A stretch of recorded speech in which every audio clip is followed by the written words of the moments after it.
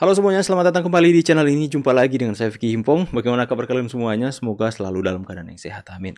Ya, kita akan sekarang untuk bahas berita bola terupdate hari ini. Dan buat teman-teman semua yang baru ada di channel ini, jangan lupa tekan tombol subscribe-nya, nyalakan bel notifikasi supaya teman-teman semua tidak ketinggalan berita yang diupdate di channel ini. So, without any further ado, let's jump to the video guys, and let's do this. Let's go.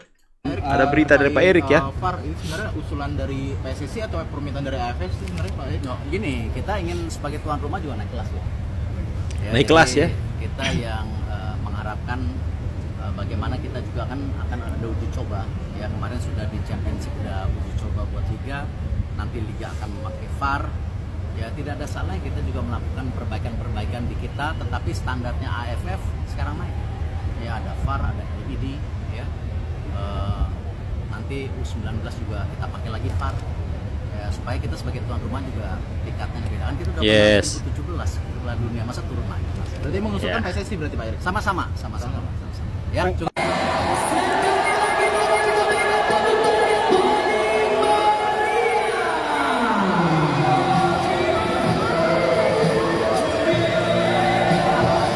Australia ya. breaking news guys. Berita kali ini datang dari manajer timnas serius proses oleh Romeni jadi WNI untuk persiapan ronde ketiga World Cup 2026. Ya, itulah oleh Romeni. Dan inilah pengakuan daripada Bapak Sumarji sekaligus timnas manajer Indonesia. Ya, salah satunya adalah dia oleh Romeni yang akan kami kejar supaya bisa membela timnas Indonesia nanti. Appendix dulu kita satu-satu fokus untuk ke lini depan. Dan ini dia market value-nya oleh Romeni. Usia 24 tahun, posisi striker, dan inilah yang saatnya Indonesia butuh striker grade A+. Siapa lagi kalau bukan oleh Romeni. Semoga perkembangannya terus cepat. Ya, kita doakan teman-teman ya. Tim resmi dibawa oleh Indra Safri. Tapi saya berharap Ngapa dia Coach Sinteyong belalang tempur juga, mengucapkan terima kasih juga. Dan ini akan sangat merangkul, menyentuh pelaku-pelaku bola. Kalau mereka bicara kritis, dianggap anti naturalisasi, anti Sinteyong, local pride dan sebagainya, mereka terganggu. Gitu loh. Jadi kalau di momentum ini ada ucapan terima kasih saja, itu akan mempersatukan. Tidak akan merendahkan siapapun. Dan akan lebih menunjukkan kebesaran Sinteyong. Oke. Saya nggak setuju yang dikatakan Towel ya harus berterima kasih. Ini bukan politik, bukan protokoler dan lain-lainnya. Saya yakin klub profesional berjiwa besar dan sangat mengapresiasi yang dilakukan oleh Sinteyong tanpa harus ada ucapan terima kasih. Tugas Sinteyong itu adalah membuat tim ini hebat. Itu demi kepentingan kita semua, termasuk kepentingan klub. Karena kalau pemainnya main bagus, klubnya pun juga naik. Jadi untuk saya itu formalitas yang hanya buang-buang waktu. Biarlah Sinteyong fokus ke timnasnya sendiri. Dan saya yakin klub-klub yang tidak diberikan terima kasih juga sadar bahwa mereka punya kontribusi, bahwa semua jajaran timnas juga pasti berterima kasih terhadap kontribusi ini. Jadi justru kalau saya bilang lupakanlah formalitas itu, biar pemain dan Sinteyong bahkan Pak Sumarji fokus kepada sisa pertandingan yang masih berjalan. Baik. Nah, kalau setelah mereka nanti pulang mau kumpul terima kasih bla bla, ya itu terserah lah. Baik. Walaupun dia keturunan Indonesia, dia nih memang Indonesia lah. Dia punya nih haknya untuk membela timnas Indonesia. Alright, oke. Mari kita tengok dari mana asal mereka. Jom. Rafael Strike. Oke, Rafael Strike. Ini dari mana? Dari idola cewek-cewek setanah air. Siapa lagi kalau bukan striker kebanggaan kita? Striker. Rafael Strike. Wah, ini. Fisiknya Rafael Struk ya. Indonesia. Tetapi sebenarnya Rafael Strike memiliki darah Indonesia yang datang dari neneknya. Iyalah, tengok nih. Rupanya pun adalah sedikit mirip Indonesia, tetapi beratnya pada negara luar lah, ataupun yang disebut bule itu kan guys, gini lah rupanya. Adalah orang Belanda. Timnas Indonesia sendiri akan menjalani laga perdana di babak kualifikasi Piala Dunia round 3 pada bulan September tahun ini dengan menghadapi timnas Saudi Arabia. Skuad Sinteyong harus terbang ke Riyadh terlebih dahulu, di mana tentu saja ini akan jadi laga pembuka yang tidak mudah. Jika mengingat, Arab punya performa yang impresif ketika mereka bermain di kandang.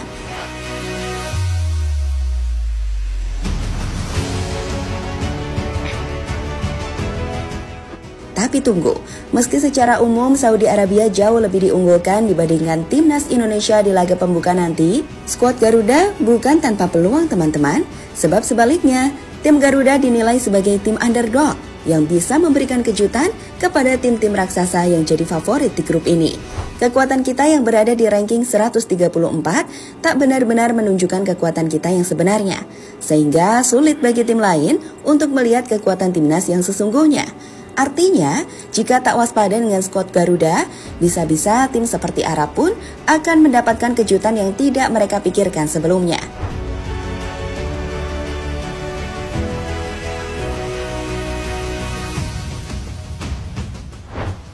Head to head, Arab mimpi buruk timnas Indonesia.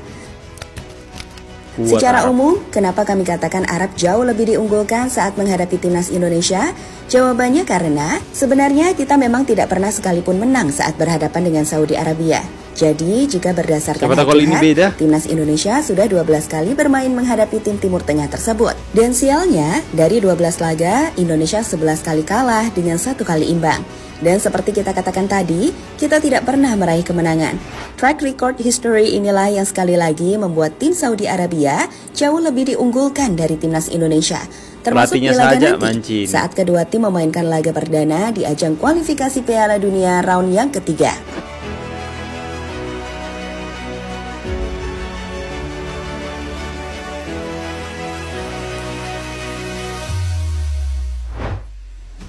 Timnas Indonesia sudah berubah. Meskipun kita memiliki track record buruk saat bermain menghadapi tim Arab Saudi, namun teman-teman gak perlu terlalu khawatir. Itu hanya catatan sejarah, karena hasil pertandingan akan ditentukan di lapangan. Dan perlu diingat juga bahwa timnas Indonesia telah berubah. Jadi ada beberapa hal yang bisa membuat kita cukup optimis. Pertama, lini pertahanan kelas Eropa. Jadi saat menghadapi timnas Saudi Arabia nanti, skuad tim Garuda akan diisi oleh deretan pemain berkelas yang bermain di berbagai kompetisi Eropa. Di sektor central defender, kita punya Jay Itzas, pemain yang saat ini jadi buruan tim-tim top Serie A Italia, layaknya Parma, Torino, dan juga Inter Milan. Kehadiran Jay ini dinilai akan sangat krusial, di mana sejak ia bermain di timnas, tim Garuda belum kebobolan sama sekali. Jay sendiri nantinya akan dibantu oleh bek muda seperti Justin Hopner dan juga Rizky Ridho. Selain itu, kita juga punya fullback layaknya Calvin Verdong, pemain yang langsung mencuri perhatian sejak ia menjalani debut untuk tim Garuda. Ada juga Sandy Walsh hingga Patinama. So, sektor lini bertahan gak ada masalah kami pikir. Kedua adalah hadirnya Tom Hai di lini tengah. Berstatus sebagai salah satu gelandang dengan visi terbaik di Liga Belanda yang membuatnya mendapatkan julukan The Professor.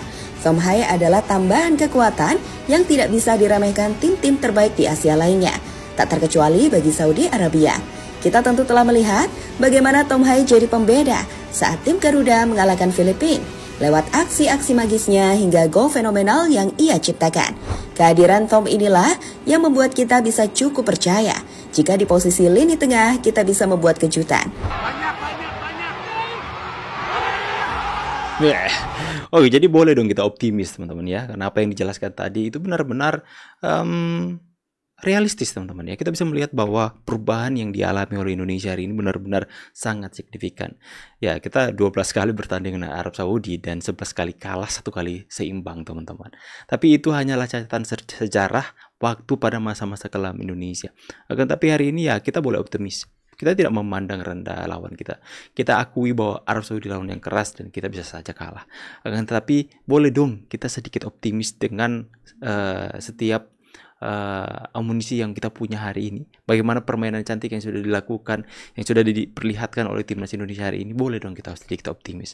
Ya, kita harus semangat terus mengeluarkan energi positif agar supaya Indonesia kita, timnas Indonesia ini main bukan dengan beban, tapi main dengan cantik dan menunjukkan ya performa yang terbaik mereka. Tulis pendapat kalian di kolom komentar. Saya Vicky Mong pamit. See you on the next video guys, and God bless. Bye guys.